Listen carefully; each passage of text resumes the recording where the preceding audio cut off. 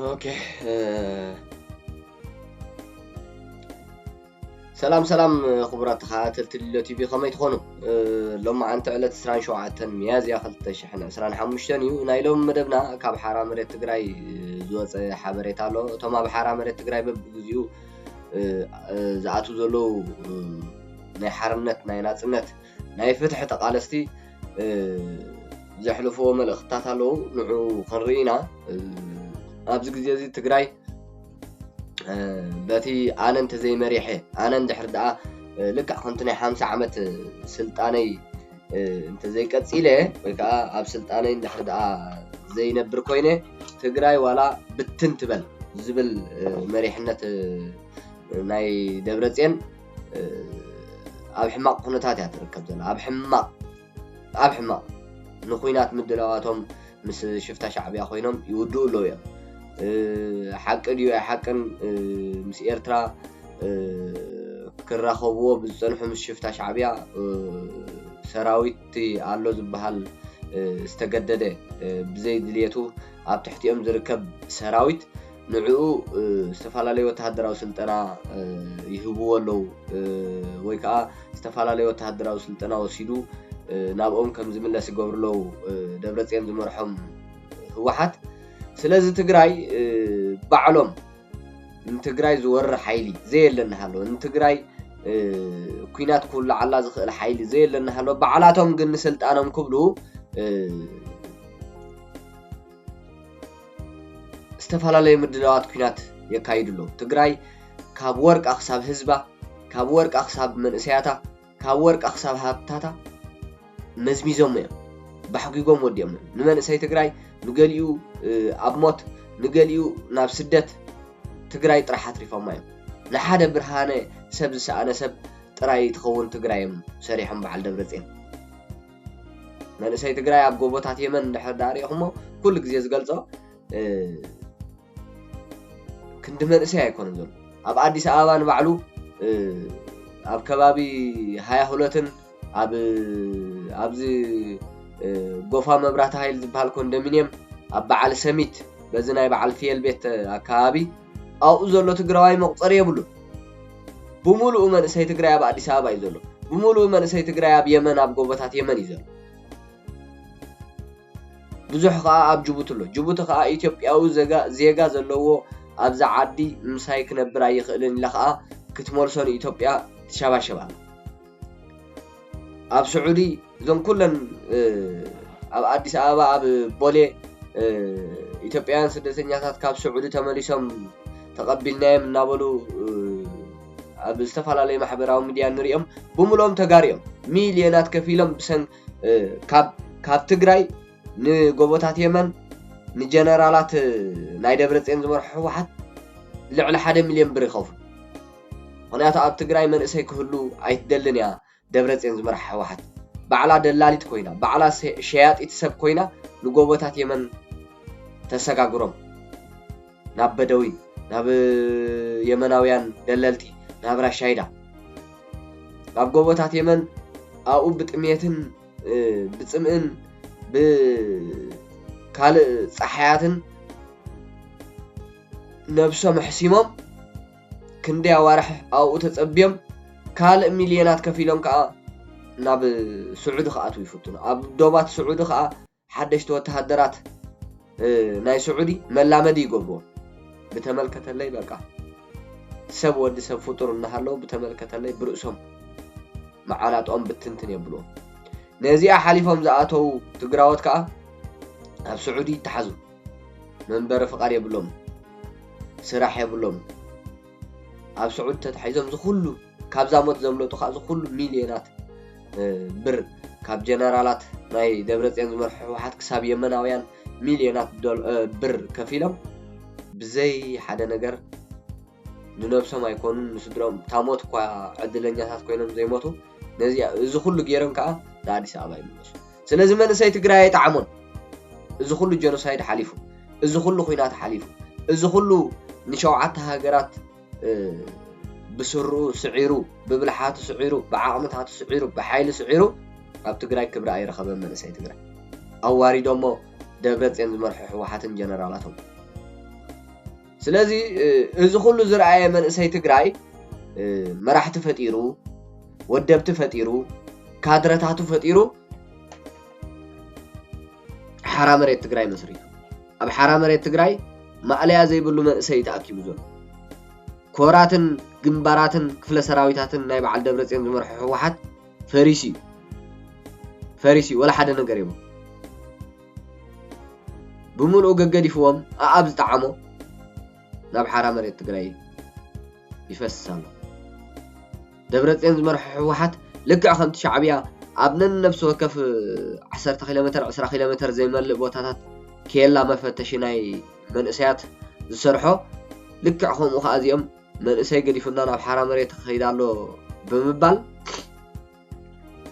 ኬላታት ገይሮም እዮም ክሕልው ዝፍትኑ ዘለዉ ናብ ባርነት ክመልስዎ ናብ ባርነት ስለዚ ትግራይ ኣብዚ ግዜ እዚ ጸልሚታ እያ ዘላ ብርሃን ዘምፅኣላ ብሓራ መሬት ትግራይ ረኺባ ኣላ ጸልማት ዝቕንጥላ ብሓራ መሬት ትግራይ ኣሎ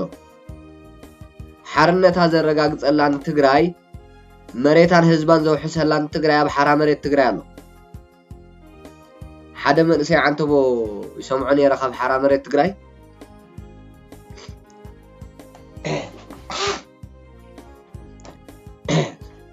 ሶሪ ሓደ መንእሰይ ዓንተቦ ይሰምዖ ነይረ ብሓራ መሬት ትግራይ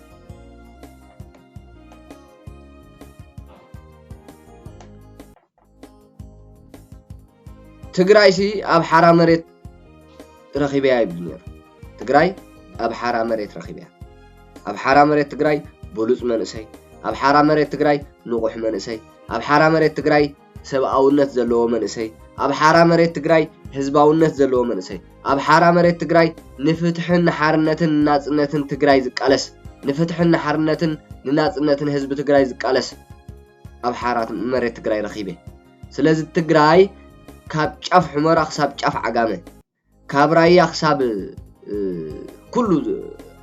ኣብ ሓራ መሬት ትግራይ ረኺበ ይብል ነይሩ ኣብ ሓራ መሬት ትግራይ ዘሎ መንእሰይ ንምንታይ ኢኹም ኣብዚ ዘለኹም ተልካዮ ንህዝብና ፍትሒ ንምርጋፅ ጥራይ ዝብለካ ፍትሒ ሲኢኑ ህዝብና እቶም ሰባት ህዝብና ይጭቆን ኣሎ ህዝብና ይስደድ ኣሎ ህዝብና ይዕፈን ኣሎ ህዝብና ይሽየጥ ኣሎ ህዝብና መጋበርያ ሻዕብያ ይኸውን ኣሎ ህዝቢ ትግራይ ስለዚ ፍትሒ ሲኢኑ ህዝቢ ትግራይ ንፍትሒ ንቃለስ ኣለና ፍትሒ ህዝቢ ትግራይ ክነረጋግፅ ክቡር መስዋዕቲ ክንከፍል ስም ዘለዎ መስዋዕቲ ካብኡ ተረፈ ከዓ ነብስና ክነውሕስ ኣብዚ ሓራ መሬት ትግራይ ኣለና ይብል ኣሎ መንእሰይ ሓራ መሬት ትግራይ ሃብትታት ትግራይ ተጓሕጉሑ ንኤርትራ ኸይዳ ኣሎ ወርቂ ህዝቢ ትግራይ ወርቂ መሬት ትግራይ ብጀነራላት ናይ ደብረጽዮን ተኳዒቱ ብኬሚካላት ተሓፂቡ ንህዝቢ ዝጎድእ ኬሚካላት ጥሪት ትግራይ እኮ ኣብ ትግራይ እኮ ጥሪት የለን ኣብቲ ወርቅታት ዘለዎ ከባቢ ኣብየን ተማዕለያ ዘይብለን ጥሪት ዝርከባ ዘን ኩለን ጥሪት ከዓ በቲ ኬሚካል በቲ ንወርቂ መሕፀቢ ዝጥቀምሉ ኬሚካል ጀነራላት ናይ ደብረጽዮን እተን እንስሳታት ኩለን ተወዲአን መንእሰይ ህዝቢ ትግራይ ኣብቲ ከባቢ ዘሎ ዘይሕማም እዩ ኣካላቱ ቁሲሎሞ ግደፉ ወርቅና ኣይትበዝብዙልና ግደፉ ዘይተጸንዐ ኬሚካል ተጠቂምኩም እንስሳትና ጥሪትናን ነብስና ናይ ትጉድኡና ነዘዝበለ ብጸልማት መመጺኻ ምዕፋን ብጸልማት መመጺኻ ምርሻን እዚኣ ትገብር ዘላ ደብረጽዮን ዝመርሓ ህወሓት ሻዕብያ ከዓ ኣብ ትሕተይ ይኹን ካብ ሕጅን ድሓር ተጋሩ ይብላ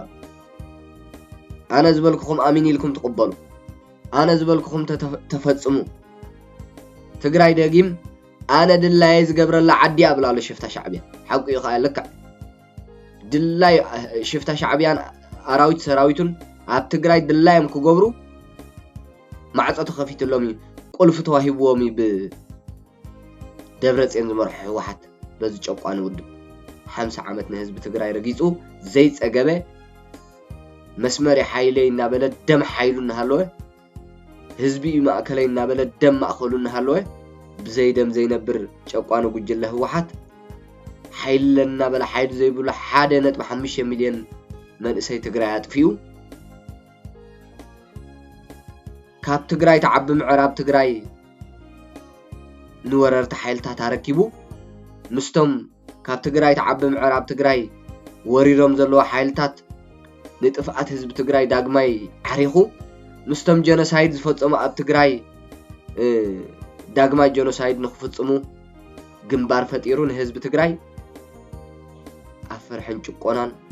ኣብ ማእሰርትን መቅተልትን ኣብ ጥሜትን ስደትን ሸሚምዎ ህዝብ ትግራይ ኣብዚ ግዜ እዚ ኣብ ዓለም ሓደ ፍትሓዊ ህዝቢ ፍትሕ ሲኢኑሎ ህዝብ ትግራይ እዚ ጥበበኛ ህዝቢ ኣብ ዓለም ብጥበቡ ብፍትሕ ምሕደርኡ ብፍትሓዊ ምሕደርኡ بزتفعله طبابو زفلت حزب تግራይ ሎሚ ቁልሕ ዝብሎ ሲኢኑሎ መንገድታት ዓጽሞ ደብረጽዮን ዝመርሐም ህወሓት ህዝብ ትግራይ መንግስቲ አልቦ ኮይና ዘላ ደብረጽዮን ዝምራሕ ህወሓት እናተዓፈነት እናተሰረቀት እናተመዝመዘት ህዝባ እናተበተነ ይነብራሉ መንግስቲ አልቦ ገይረሞ መንግስቲ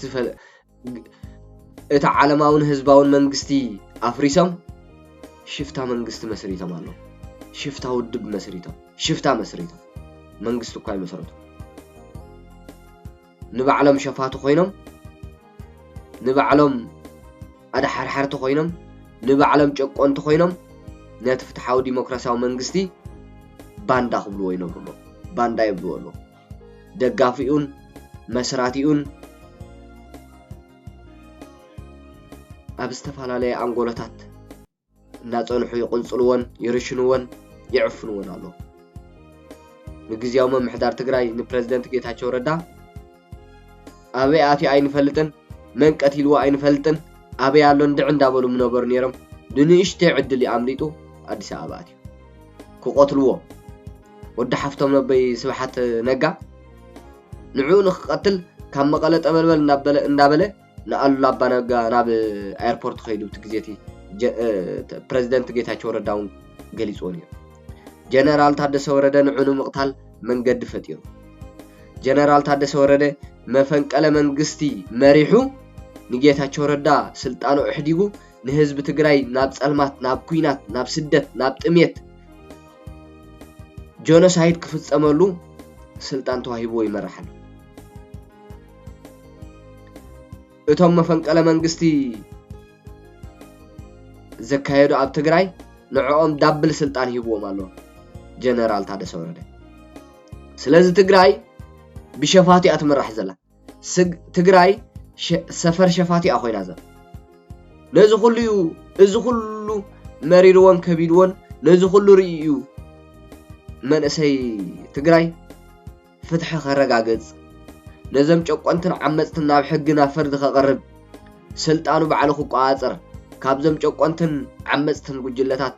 ናይ በዓል አቦይ ስብሓት ነጋ ካብኦም ስልጣኑ መንጢሉ ባዕሉ ስልጣኑ ክርከብ እዩ ናብ ሓራ መሬት ትግራይ ወፊሩ ዘሎ መንእሰይ ትግራይ ስለዚ ትግራይ ሎሚ አበይ አላ ኣብ ሓራ መሬት ትግራይ መንእሰይ ትግራይ አበይ አሎ ሎሚ ኣብ ሓራ መሬት ትግራይ ማልያ ዘይብሉ መንእሰይ ካብ አዲስ አበባ ካብ ዝብለኩም ዘለኹ ባይዘወይ ሎሚ አሎ ዝበሃል መንእሰይ አዲስ አበባ መንእሰይ ትግራይ ኣብ አዲስ አበባ ይዘሎ እንታ አንተ ዝገለጽኮ ኪዱ በዓል ሰሚት ዝአያት ከባቢ ዝናይ ፊየል ቤት አካባቢ ሁሉ ብመንእሰይ ትግራይ መርአይ የብሉን 22 ጆሞ ጎፋ ላፍቶ እዚ ሁሉ ሰፈር ናይ ተጋሩ ናይ መንእሰያት ይኾን ዘሎ ولا خاوشت عدنا وشت عدي يخون امبر ما لا زي بلو منسي تግራይ ناديس አበባ የተሰደዱ ዘሎ ኢሉሎ አዲስ አበባ ካብኡ ኸይተረፈና ሓራ መሬት ትግራይ ምለሳሉ ህጅ ተረጋጊኡ ነብሱ ፈሊጡ መንገድ ጽኒዑ ኩነታት አረጋጊጹ ናብ ሓራ መሬት ትግራይ ይጽምበራሉ ስለዚህ ሓራ መሬት ትግራይ ኣብዚ ግዜ እዚ ትግራይ በአካላ ያኾይና ዘላ ህዝብ ትግራይ አብሎ ሓራ መሬት ትግራይ መንእሰይ ትግራይ ተሰኪሙሉ ናይ ናጽነት ተቃለስቲ ናይ ሓርነት ተቃለስቲ ኣብ ሓጽር ግዜ ከዓ እቲ ለውጥ ክረአ ኣብ ሓፂር ግዜ ሓራ መሬት ትግራይ ጥፍኣት ናይ ደብረጽዮን ዝመርሑ ህወሓት ከረጋግጽ ከበስር እዩ ንህዝቢ ትግራይ ሓራ መሬት ትግራይ ጥፍኣት ናይዞም ጨቆንቲ ኣብ ሓፂር ግዜ ከበስር እዩ ንህዝቢ ትግራይ ብርሃን ዓይኑ ኮይኑ ዝተፈላለዩ ዓቕምታት ወኒኑሎ ኣብዚ ግዜ እዚ ስለዚ መንእሰይ ትግራይ ዳግማይ ኣብ ትግራይ ኣብ ትሕቲ በዓል ደብረጽዮን ኮንካ ዳግማይ ካብ ትመውት ነብስኻ ድሕን ናብ ሓራ መሬት ትግራይ ሎሚ ሓራ ኮይኑ ዘሎ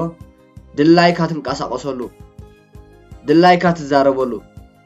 ድላይካ ትኾነሉ ሓራ መሬት ትግራይ ጥራይ ነብስኻ ድሕን ካብ ሕማቕ ሞት ካብ ጥቕሚ ዘይብሉ ሞት ካብ ስም ዘይብሉ ሞት ካብ ስቑኢልካ ኮፍ ኢልካ ሞት ነብስኻ ድሕን ትመውት ሜትካ ኢኻ እኮ ዘለኻ መንእሰይ ትግራይ ኣብ ትሕቲ በዓል ደብረጽዮን ሜትካ ኢኻ ዘለኻ ሞት እዩ ምስቲ ዝቐተለካ ምስቲ ሓፍትኻ ዝደፈረ ምስቲ መሬትካ ዝሃገረ ንብረትካ ዝዘረፈ ሽፍታ ሻዕብያ ዝተላፈነ ህወሓት ኣብ ትሕቲኡ ካብ ትኸውን ካብኡ ዝዓቢ ሞት የለን ሞትካ ኢኻ ስለዚ ነብስኻ ክተድሕን ጨቆንትኻ ክትስዕር ዓመፅቲ ኣብ ትሕቲ ሕጊ ክተቐርብ ትግራይ ፍትሓዊት ዓዲ ክትከውን ህዝቢ ትግራይ ፍትሒ ክረክብ ቀጢልካ ናብ ሓራ መሬት ትግራይ ይሕሸካ ምክንያቱ ኮፍ ኢልካ ኣብ ገዛኻ ኣይገድፉኻን እዮም እዞም ጨቆንቲ ንዓ ተጋደል ብግዴታ እዩ ልክዕ ከምቲ ናይ ሽፍታ ሻዕብያ ኩሉ ኣብ ትግራይ ንህዝቢ ትግራይ ዘድሊ ነገራት ብክቦን እዮም ገይሮሞ ዘሎ ረዳእታ ክትረክብ ክቦን ሽኮር ክትገዝእ ዘይቲ ክትገዝእ መሰልካ ክትሓትት ኩሉ እዚ ሰበይ ሰብካ እዮም ገይሮሞ ዘሎ ነዚ ክትረክብ ከይፈተኻ ኢኻ ክትጋደለሎም ስለዚ እዚ ይትረፍካ እዚ ንዓኻ መሊሱ ናብ ባርነት መቑረኒ እዚ ንዓኻ መሊሱ ኣብ ትሕቲኦም ንኽትኣቱ መቐየድ እዩ ስለዚ ብልምዓት ጉጅለን ብዝተፈላለዩ ካድረታትን ተገዲድካ ኣብ ትሕቲኦም ካብ ትነብር ሞት ባዕልኻ ካብ ትመርፅ ስም ዘይብሉ ሞት ካብ ዝኾነካ ሎሚ ዶ ፅባሕ ይቆትሉን እናበልካውን ብፍርሕን ሽቁረራን ካብ ትነብር ሎሚ ዶ ፅባሕ ይሕዝኑ ይወስዱን እናበልካ ፅላለትካ ምእማን ካብ ትስእን ትኺልካ ናብ ሓራ መሬት ትግራይ ከይድካ ነብስኻ ድሕን መንእሰይ ትግራይ ነብሱ ዘድሕነሉ ሓራ መሬት ትግራይ ጥራይ መንእሰይ ትግራይ ነብሱ ዘድሕነሉ እቲ እንኮ መፍትሒ ሓራ መሬት ትግራይ ጥራይ እዩ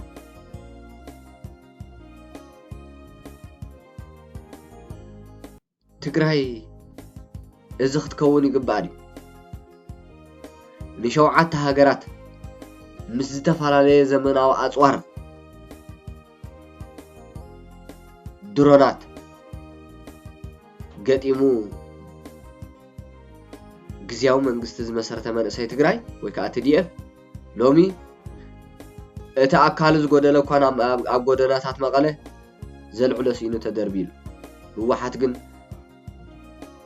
ብኹንታላት ወርቅን ብርን ክሓፍስን ክኣረን ይውዕል ኣሎ ብኹንታላት ብርን ወርቅን ካብ ትግራይ ጓሕጊሑ ናብ ሻዕብያ ይወስድ ኣሎ ሻዕብያ ንጠቕማ ንምንታይ ድዩ ሻዕብያ ሽፍታ ሻዕብያ ናብ በዓል ቡሩንዲ ኮንጎ ናብ ሃገራት ኣፍሪቃ ናብ ሃገራት ምዕራብ ኣፍሪቃ ናብ ጫፍ ኣፍሪቃ ኸይዱ ኣብ ኩናት ዝሳተፍ ትፈልጡ ዲኹም ኣብ በዓል ኮንጎን ቡሩንድን ከይዲ እኮ ዝዋጋእ ሽፍታ ሻዕብያ ምክንያቱ ኣብኡ ወርቅ ኣሎ ኣብኡ ዶላር ኣሎ ኣብኡ ኮላሊት ኣሎ ኣብኡ ኸይዱ ነቶም ኣብኡ ሓድሕዶም ዝዋግኡ ጀነራላት ነቲ ሓደ ጋርዲ ነቲ ሓደ ሰልዲ ነቲ ሓደ ፖለቲካ እንዳሓገዘ ነተን ዓድታት ወርቀንን ዶላራትን ጉሕጉሕ የብለን ትግራይ ኣብ ጥቕኡ ኣብ ፍንጩ እንዳላ ሽፍታ ሻዕብያ ናብ በዓል ቡሩንዲ ኸይዱ እዩ ዝዋጋእ ሽፍታ ሻዕብያ ስለዚ ትግራይ ኣብ ትግራይ ከይዱ ኣብ ትግራይ መፅኡ ሽፍታ ሻዕብያ ፅምዶን ተበለ ኣሕዋቲና ተበለ نت خوينات ولعو زرخبو ربح ايو منقدتات تفطر زلو انت زولكم اب على بروندو خيد اندحر دا مليونات دولارات زركب كوينو اب كوينات حد نايتن هاجرات اب كوينات حد ناي تግራይ كا بزي كسارا بزي شقررا بمكاين صعينو برن ورقن يزمت كولاليت نايدك سبات يشيط قربي سلازي اراويت شفتا شعبيا قدامنت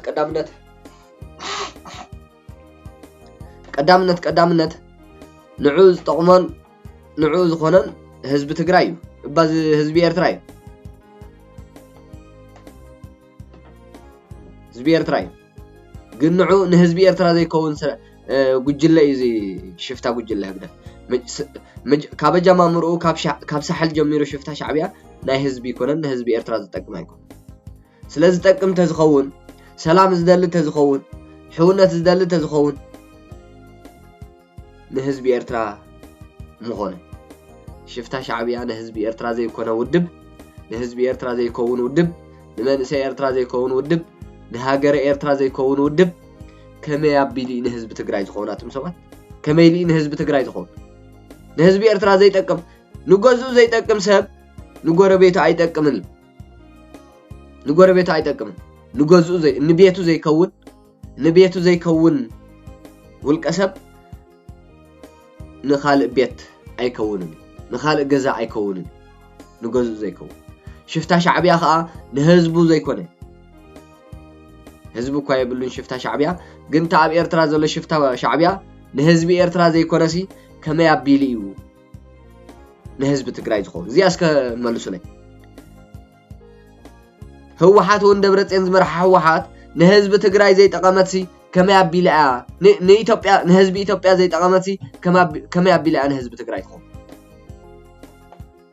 ንህዝቢ ኢትዮጵያ ሰላሙን ምዝራቅ ደም ሽፍታ ሻዕብያን ምስፋኖን ግንባር ፈጢራላ ንህዝቢ ትግራይ ዶ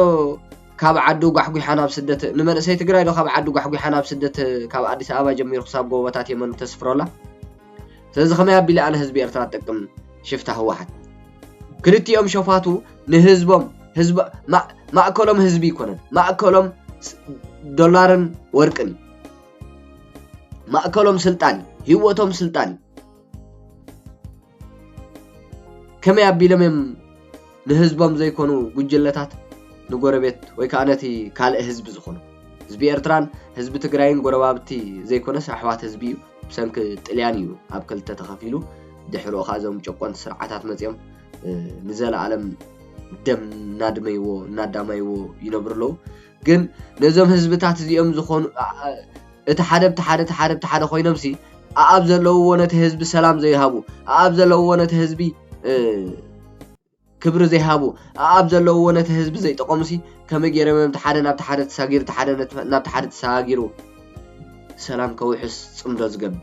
ይገብር ኣለኹ ጽምዶ ገይረ ዝብለና ስለዚ እዚ ናይ ስልጣኖም ውሕስና ናይ ስልጣኖም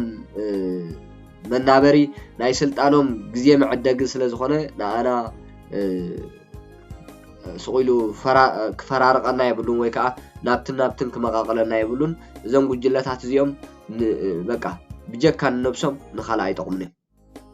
ንነብሶም ጥራዮም ዝነብሩ ንነብሶም ጥራዮም ዝጠቕሙ እዚ ንዓና ኣይውክልንም ሓራ መሬት ትግራይ ከዓ መርገፂኡ እዚ እዩ ሓራ መሬት ትግራይ መርገፂኡ እዚያ ኣብ ትግራይ ፍትሒ ዝሰኣነ ህዝቢ ኣለና ኣብ ትግራይ ስደትን ሞትን ኮይኑሎ ትግራይ ተጨቁይና ጸልሚታ ኣላ ትግራይ ትዝረፍ ኣላ ብናተይ ትብሎም መራሕቲ ዝነበሩ ወይ ከዓ ጨቆንቲ በዚኦም ትግራይ ጸልማት ኮይና ኣላ ፍትሒ ሲኢና ኣላ ፍትሒ ክነምፂና ንቃለስ ዘለና እዩ ዝብሉ ብሓራ መሬት ትግራይ እዚ ኣብዚ ሓራ መሬት ትግራይ ጥራይ ካብዚ ምስረሲ ኣዋራሕ እውን ኣይገበረን ቀረባይ ኣብዚ ቀረባ ግዜ ሓራ መሬት ትግራይ ኩሉ ዓይነት ዓቕሚ ወኒኑ ከምቲ ዝገልጾ ኩሉ ግዜ ዕጥቅን ስንቅን ዓቕሚ ሰብ ባጀት ደሞዙ ኩሉ ነገራቱ ካብ ህዝቢ ክሳብ ዝተወደበ ኣካል እዩ ንሓራ መሬት ትግራይ ዝሕግዝ ህዝቢ ትግራይ ንሓራ መሬት ትግራይ ብዝጥዕሞ መንገዲ ይሕግዝ ኣሎ ካልኦት ዝተወደቡ ጉጅለታት ብዝጥዕመ መንገዲ ንሓራ መሬት ትግራይ ይሕግዝዎ ኣለዉ ኣብ ሓራ መሬት ትግራይ ዝተሳእነ ወላ ሓደ ነገር የለን ከምቲ ሽፍታ ጉጅለ ሻዕብያን ናታልኡኽ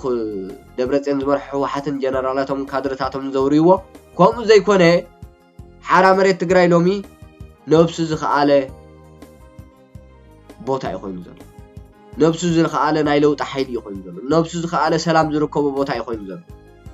ሰላም ኣቤሎ ዓንተቦ ዝበልኩም ተጋዳላይ ኣነ ትግራይሲ ኣብ ሓራ መሬት ትግራይ ረኺበ ያብልኒዮ ትግራይ ኣብ ሓራ መሬት ትግራይ እዚ ኣብ መጀመርያ ኣብ ናይ ዩቱበይ መእተዊ ኣብቲ ሎጎ መጀመርያ እቱ ክትብል ከለኻ ዘሎ ባነር ኣብኣ ኣብ ማእኸል ዘሎ ስእሊ እንተዳሪእኹሞ ንሱ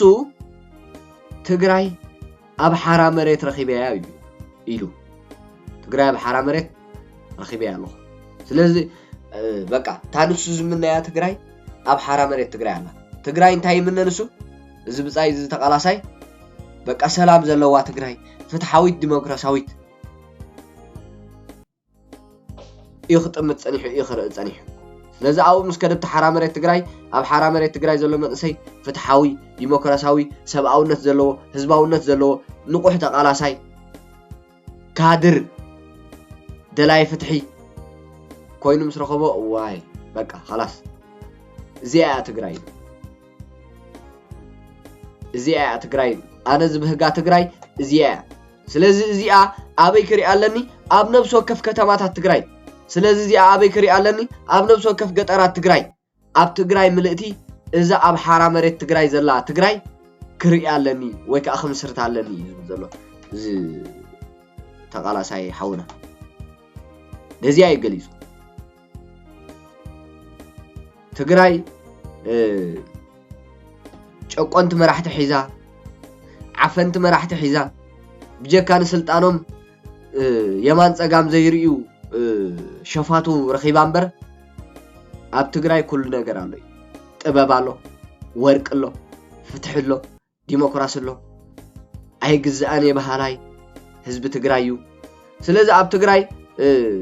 ሪኢኹም ኣኹመ 50 ዓመት ዝገበረ ውድብ ህወሓት ደብረጽዮን ዝመርሑ ህወሓት እዚ ንትግራይ ዕኒን ኢትዮጵያ ምስ ዓለም ዘራኸበ ደብረጽዮን ዝመርሖ ሽፍታ ህወሓት ድሕሪ ህወሓት መን ይኽመርሓና ይብሉ ነይሮም ገለገለ ካድረታት ናይ በዓል ደብረጽዮን ድሕሪ ካብ ማእኸል ህወሓት ጌታቸው ረዳ ተፈጢሩ ጻድቃን መጽዩ በዓል ክንድያ ፕሮፌሰር ክንድያ ገብረ ህይወት መጽዮም በዓል ዝኣመሓዳር ዞባ ደቡብ ትግራይ ኣለዉ መዓት ምስ መፁ ግዚያዊ መምሕዳር ትግራይ በቃ መንቋሕቋሕታ ናይ ህዝቢ ትግራይ እዩ ብርሃን ናይ ህዝቢ ትግራይ እዩ ስለዚ ህዝቢ ትግራይ ብርሃን ክረክብ ህወሓት ደብረጽዮን ዝመርሖ ህወሓት ከዓ ክጸልምተና ኢላ መፈንቅለ መንግስቲ ገይራትሎ ከይጸልምታ ንዓ ህዝቢ ትግራይ ብርሃን ረኺቡሲ ንዓ ክጸልምተኒ ንዓይ ክጸልምተኒ ኢላ ሓሲባ እዛ ጨቋኒት ጉጅለ ደብረጽዮን እዛ ናይ መንጀሪኖ ህወሓት እዛ ናይ ኣለም ገብረ ዋህድ ህወሓት እዛ ብዓባያ ናይ ኣቦይ ስብሓት ህወሓት ህዝቢ ትግራይ ብርሃን ረኺቡሲ ኣይ ንባዕላ ከይጸልምታ መፈንቅለ መንግስቲ ካይዳ ሙሉእ ህዝቢ ትግራይ ብርሃን ከይረክብሲ ደቂ ሓንቲ ዓዲ ወይ ከዓ ደቂ ሓንቲ ዓጽመ ስጋ ከይጸልምቶም መፈንቅለ መንግስቲ ኣካይዶም ንህዝቢ ትግራይ ኣብ ጸልማት እትዮም መመሊሳ ስለዚ እዚ ኣብ ትግራይ ዘሎ ኣብ ሓራ መሬት ትግራይ ዘሎ ከዓ ብርሃን ኣሎ ፍትሕ ኣሎ ዲሞክራሲ ኣሎ ሰብኣውነት ኣሎ ህዝባውነት ኣሎ ንቕሓት ኣሎ ብቕዓት ኣሎ ሎጂስቲክ ኣብ ዝለዓለ ደረጃ ኣሎ ዕጥቅን ስንቅን እዚ ኩሉ ኣሎ ሓራ መሬት ትግራይ ስለዚ ጸልማት ኣብ ዝበዝሕ ትግራይ ሓርነት ብርሃንን ከዓ ኣብ ሓራ መሬት ትግራይ ኣሎ እቶም ንህዝቢ ትግራይ ጸልማት አንጊሶምሉ ዘለዉ ብቃልሲ ናይ ሓራ መሬት ትግራይ أفرد قريبهم ውድቀቶም ከረጋግፁ እዮም ስለዚ ሓራ መሬት ትግራይ ነዚ ዝመስል ክቡራት ተኸታተልቲ ሊሎ ቲቪ ብሓንሳብ ስለ ዝፀናሕና ካብ ልብየ ዘመስግን ኣብ ናይ ምሸት መደብና ክሳብ ንረኸብ ሰላም ዋዕሉ